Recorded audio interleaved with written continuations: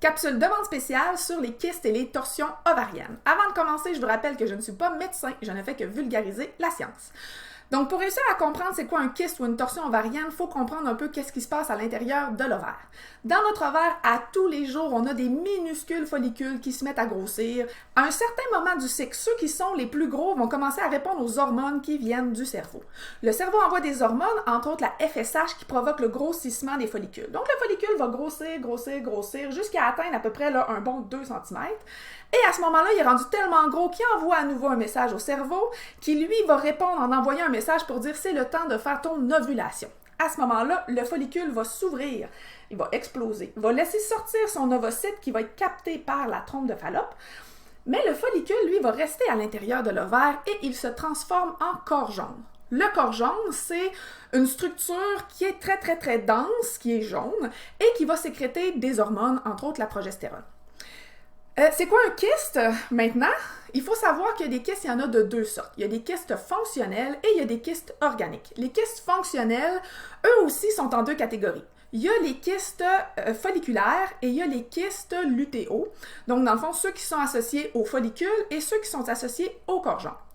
Quand on parle d'un kyste folliculaire, qu'est-ce que c'est? C'est que le follicule, il grossit et, pour une raison qu'on ne connaît pas exactement, il y a un problème hormonal, il va continuer de grossir sans provoquer son ovulation. Donc, il peut devenir là, vraiment très gros, là, plus que 5 cm. Puis, à ce moment-là, ça se peut qu'il commence justement à créer des douleurs au niveau de l'abdomen, surtout s'il finit par exploser, parce qu'à ce moment-là, il y a beaucoup de liquide, du liquide folliculaire, qui se retrouve dans l'abdomen, et ça crée une légère péritonite. Donc, une péritonite, c'est quoi un péritoine? C'est une espèce de grande toile qui va entourer vos intestins, puis tous les organes de la cavité abdominale, pour les empêcher de trop bouger dans votre abdomen.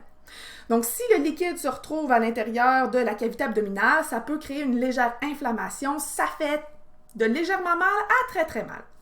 Donc ça, c'est des kystes folliculaires. Il y a les kystes aussi là, lutéaux, donc eux qui sont associés au corps jaune. Quand c'est le corps jaune, c'est que le corps jaune, après un certain temps, il est supposé de se dégrader. Mais ça arrive qu'il ne se dégrade pas. Et à ce moment-là, il peut soit continuer de grossir, soit rester présent. Et lui aussi peut être quand même assez gros, donc peut aller jusqu'à un 5 cm de diamètre. Et ces kystes-là, si jamais ils explosent, donc si jamais le kyste se rompt, comme il est très vascularisé, ça se peut qu'il crée une hémorragie. Donc, c'est quoi un kyste hémorragique? C'est que là, à ce moment-là, comme il y a une petite artère à l'intérieur, il va y avoir un déversement de liquide important à l'intérieur de l'abdomen. Et ça fait encore plus mal parce que là, il y a du sang qui vient irriter les intestins, qui vient irriter le péritoine. Donc, ça crée une douleur qui est très intense. Si jamais le kyste est vraiment là, particulièrement gros, ça se peut qu'il crée une torsion de l'ovaire. L'ovaire, il est vraiment attaché à l'intérieur de la cavité abdominale. Il n'est pas attaché à la trompe de Fallope, mais il va y avoir un ligament qui va le lier à la paroi du corps et un ligament qui va le lier à l'utérus. Si jamais il y a un kyste qui est vraiment très gros, ça se peut qu'il soit très lourd et qui provoque une torsion de l'ovaire. Là, à ce moment-là, ça, c'est une situation qui est beaucoup plus critique. Pourquoi? C'est qu'en provoquant une torsion, ça va venir comprimer les artères, donc le sang ne pourra plus venir irriguer l'ovaire. Ça, c'est vraiment une urgence chirurgicale parce qu'il va falloir faire une petite chirurgie pour pouvoir replacer l'ovaire comme il faut et enlever le kyste pour empêcher que ça se reproduise parce que l'ovaire, pendant qu'elle n'est pas irriguée, va se mettre à se nécroser, donc le tissu va se mettre à mourir et si le tissu meurt, il n'y a plus rien à faire, on va juste devoir enlever l'ovaire. Donc ça, c'est pour les kystes fonctionnels. Si on parle un petit peu maintenant des kystes organiques, eux, c'est un petit peu plus compliqué.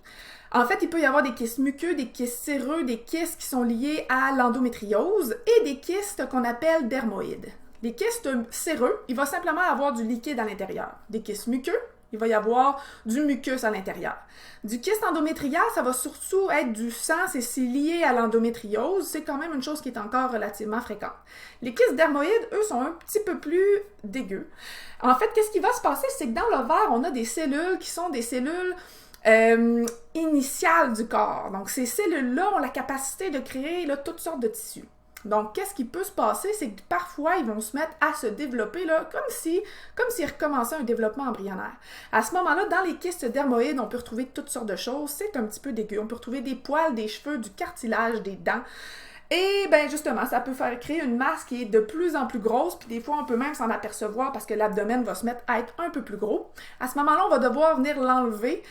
Ça peut se transformer justement en cancer, donc c'est quelque chose qu'on va surveiller davantage. Mais dans la majorité des cas, les kystes ne sont pas cancéreux. Chaque fois qu'on va devoir enlever un kyste, on va vérifier. Donc on va faire des tests à savoir s'il était cancéreux ou non. Donc ça fait pas mal le tour pour les kystes fonctionnels et les kystes organiques.